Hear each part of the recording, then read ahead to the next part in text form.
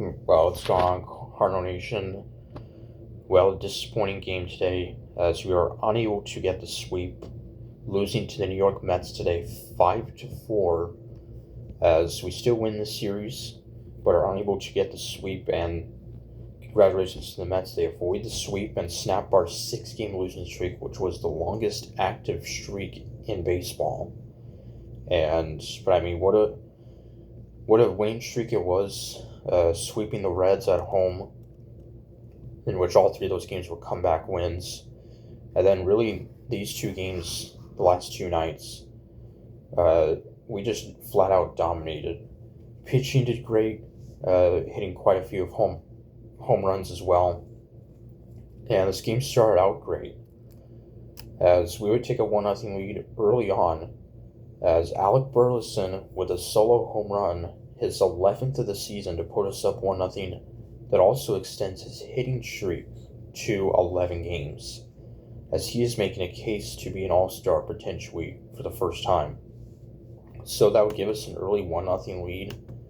However, the Mets would take a 2-1 lead in the bottom of the first, as rookie Carson Bench with a leadoff single, and then a 2-run home run by shortstop Bo Bichette, their big free agent signing, who got off to a very cold start. Since then, the past month or so, he actually has been playing better. This is his 6th home run of the season, and RBIs 33 and 34 to give the Mets a 2-1 lead. And then 2 batters later, a solo home run by first baseman Jared Young, his 4th of the season. And so just like that, the Mets would take a 3-1 lead in the first off of Hunter Dobbins, making the start his second start as a Cardinal, as we're now at the moment going with a 6-man rotation, as we won't have an off day now till next week. So I'm guessing that's one reason why. So down 3-1 entering the second, but not for long. Lars Nootbaar would connect on a long home run to make it a 3-2 game, the second of the season for Nootbaar. So that would make it a 3-2 game, but not for long, as we would then go on top 4-3. The first home run of the season for catcher Jimmy Crooks, and RBIs 3 and 4, and his second career home run. So that would give us a 4-3 lead in the second. So all the home runs through the first 2 innings were home runs, and it was a hot day in New York City, so the ball was flying.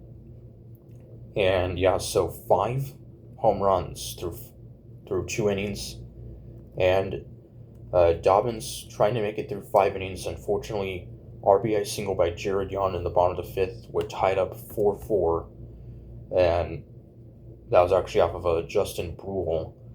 But 5 strikeouts and 4 in the 3rd innings for Dobbins. And in the last 2 outings he had in relief, where he was outstanding in relief against the Reds and Cubs past 2 outings, pitching in long relief. And so tied 4-4. It would stay that way until the 7th. George Soriano would have an inning and a third scoreless. He's been very solid. And the Mets would then take a 5-4 lead in the 7th. Solo home run by Juan Soto, his 14th of the year. And he was in a bit of a skid entering this game, but 2 hits for him, and that would give the Mets a 5-4 lead. So still down just a run entering the final 2 innings, but we cannot get anything going. No hits, in fact, no base runners against the Mets relievers Luke Weaver, the ex-Cardinal, and Devin Williams, a St. Louis native, ironically. So, yeah, so we almost had another comeback win, but this time the Mets get a comeback win. So, a big win for them, as they are having a very disappointing season up to this point, and they're well behind, I believe, 13 games back of the red-hot Atlanta Braves for first place again, at least. So, But yeah, I was still glad that we won this series and we win the season series against the Mets, going 4-2 against them this season. So great to see that. So, but for Jojo Romero, who suffers the loss, giving up that go-ahead home run to Soto. So, as we had 7 hits in this game, and all 4 of our runs came on home runs.